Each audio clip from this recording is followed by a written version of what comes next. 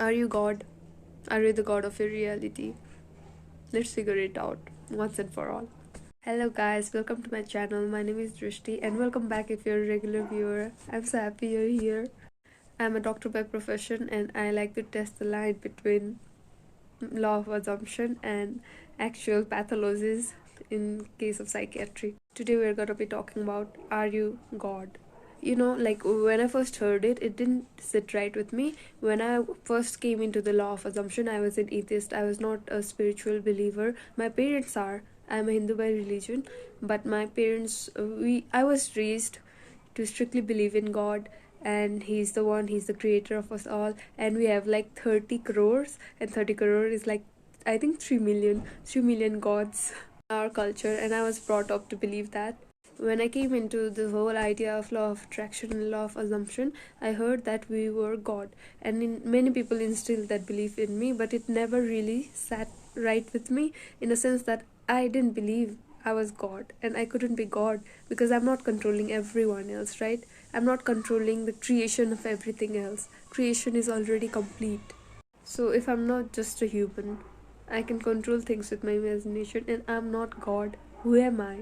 First, we're gonna dissect the whole idea of I am God, and this is according to my beliefs and my experiences and what I think. Like what you think and what I think are gonna be completely different. But if you're in the same boat as me, like you must be wondering, like, am I really God? Like it doesn't sit right with you, then keep on watching. And later we're gonna talk a bit about mania and bipolar and grandiosity and all that stuff. So as I learned more about it, I actually sat down and wrote this thing. Am I God? Nope. No way. Because it doesn't sit right with me. And what I want you to know is, you might not be God in a sense that He's the creator of all. And I can't sit here and create every cell of every other human being. Like we came into existence because everything is so well orchestrated, and there are millions and millions of realities out there, and He is the creator of it all. But you are the God of your own reality. You are the creator of your own reality. In that sense, if you take the definition of God as a creator, as the creator of it all, and since you are the creator of your reality, you must be equal to God in that sense. But I like to think of this concept as something else. God has created us in His light. God has created us in His light, meaning He is the source of it all. He is the source energy, and we are created like Him. I want to clarify that when I talk about God, I'm talking about the source energy and universe as a whole, and not just about one particular God that I have in mind. I am the actual creator of my reality. I am so powerful, and I am a master manifestor, and I am a creator, and I have the ultimate say. I have the ultimate veto about what I want and what I don't want in my reality. And I am given this power by God. It doesn't mean I am God.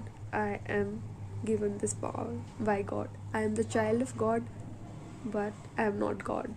Another thing I want to say is, when we talk about the universe, when you imagine the universe, you think of all the stars and all the planets and all this empty space. And what are we? We are composed of the same material the stars are made of. I am composed of the same material, the soil, the everything else. Everything is made up of. So in a way, I am the conscious version of the universe itself. I am an integral part of the universe, and I am just the consciousness put into it. In a sense, I am just the vessel to explore the universe. I am through which the universe is exploring itself. Since I am the child of God, and I am universe coming into consciousness, I was made to receive all my desires. It is my birthright to have my desires fulfilled. I was the one who was made to experience the universe and whatever it can offer. I was born to do that. My body is made to do that. So whatever you want, whatever desires are kept in your head, it is made by the universe itself, and it is your fucking birthright. I don't like to swear here, but it is actually your birthright to get to experience whatever you desire, because whatever you desire, you just have to align with it. And when I say align, I just mean that you have to persist in the fact that you will get it.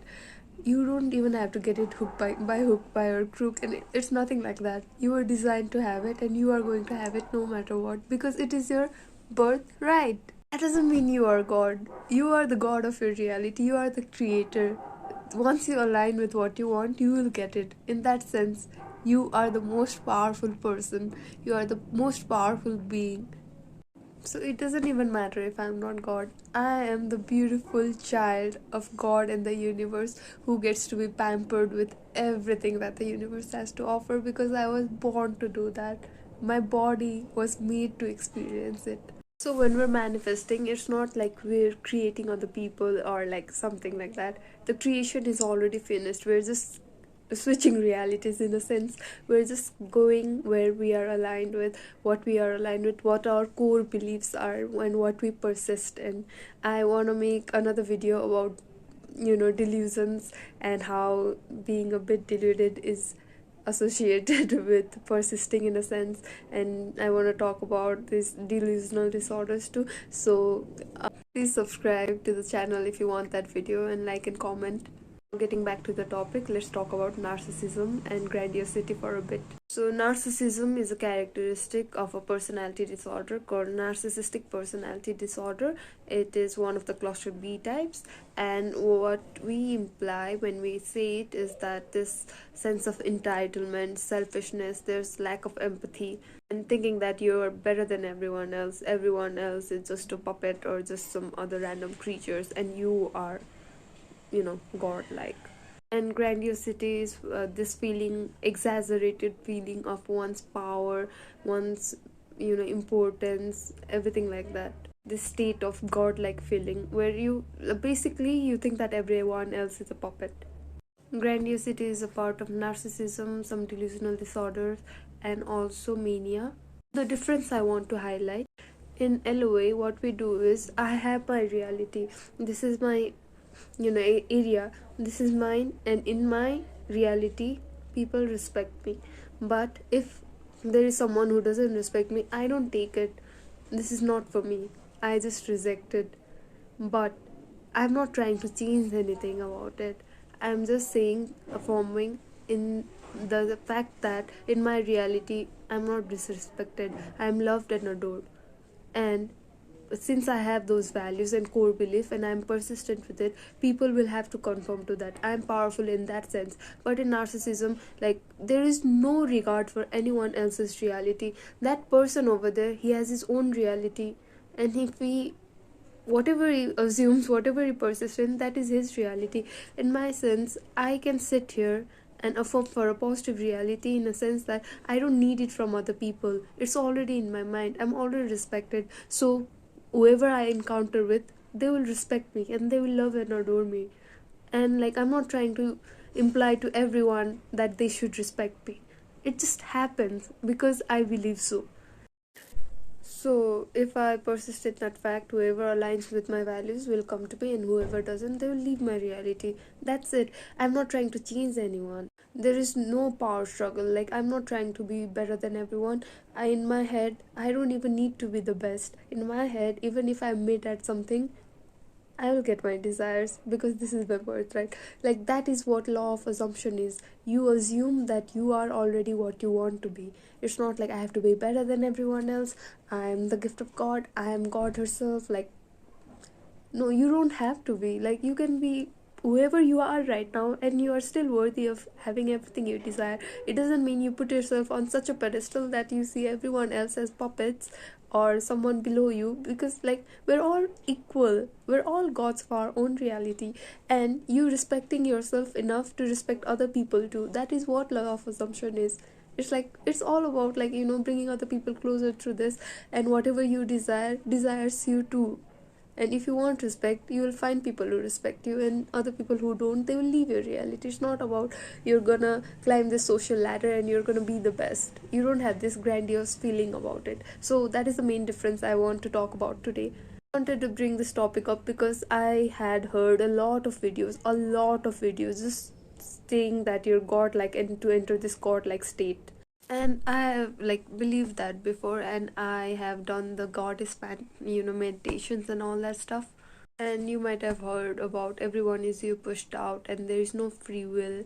And all of this ties beautifully with the grandiosity and godlike state and everything. I just want to make this very clear that when we talk about this, it is not a narcissistic behavior, and I am actually defending LOA in a sense that what we do is not like we're not creating evil, we're not putting ourselves above everything else. We're respecting ourselves enough. We're being confident in our own glory because we are worthy. We're not disrespecting other people and telling, doing things like they're our puppets. What you align to, what your core values are, other people will conform to it. It's not like you are forcing yourself on anything. You're not forcing the reality. You're not forcing other people. If they want you in your life, if you want them in your life, there is only one way they will stay, and that is in the way that you want them to be. And yes, people will conform to whatever your beliefs are, and actually everyone is you pushed out is right in a sense that people are actually reflections of what your core beliefs are. Anyone in reality, anyone might show you what you want to see in this world. I'm making this video because I want to make sure that law of assumption, at least for me, is kept pure, in a sense that I don't want anyone to get into the high of narcissism and mania and into the low of depression because of what your beliefs are and what LOA and whatever you see on the internet, and you try to follow it without following your core beliefs. And if you look into yourself and you actually meditate and look into yourself, you'll find all the answers because you've been manifesting your whole life. And it's not about controlling other people. It's not about controlling other people. It's about controlling your inner self. However you present yourself in the world is the feedback you will get back. That is true. That is true even if you're not a believer of law assumption. Like, it's a law. You don't have to believe it for it to be true, but you can see it even before you knew about all this. Like, whatever you present yourself as, you will get it back. That is all it is. So I just wanted to make this video. I don't know how long it is, but I hope you enjoyed it, and I'm gonna make another video something around delusion and other disorders soon. So if you're interested, please subscribe and like and comment on this video. It helps a lot. And now I'm checking out, so bye. Happy manifesting.